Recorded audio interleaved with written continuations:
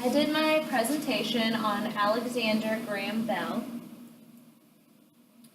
And some general information about him is he was an inventor and he was born on March 3rd, 1847 in Edinburgh, Scotland. And he died August 2nd, 1922 in Nova Scotia, Canada. He was best known for his invention of the telephone. So what are some things that led him to invent the telephone? He first became interested in the science of sound because both his mother and wife were deaf. His experiments in sound eventually led him to want to send voice signals down a telegraph wire. And he was able to get some funding and hire his famous assistant, Thomas Watson. And together they were able to come up with the telephone. The first words spoken on the telephone were, "Mr. Watson, come here, I want you to see." I want to see you. And these were spoken on March 10th, 1876. And some other inventions that he had was the metal detector. And he invented this so that he could find a bullet inside President James Garfield. He also invented the audiometer, which is a device used to detect hearing problems. And I'm assuming he did this because of the problems his mother and sister had. And he did experimental work on aerodynamics and hydrofoils.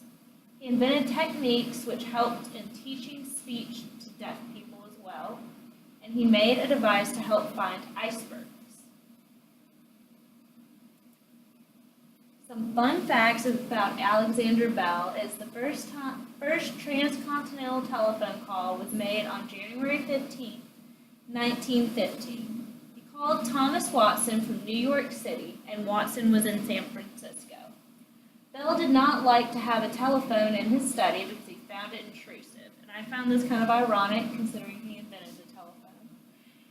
He did not get the middle name Graham until he was 10 years old when he asked his father to give him a middle name like his brother's.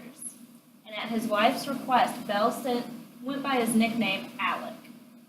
And upon his death, every phone in North America was silenced for a short period of time to honor him.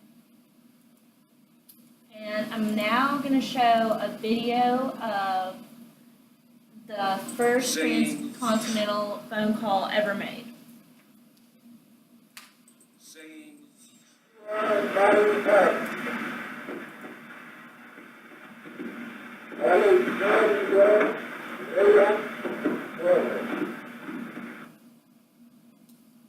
The video's kind of, you can't really understand what he's saying, but it was still a big advance in those times considering just hearing a sound in a different area.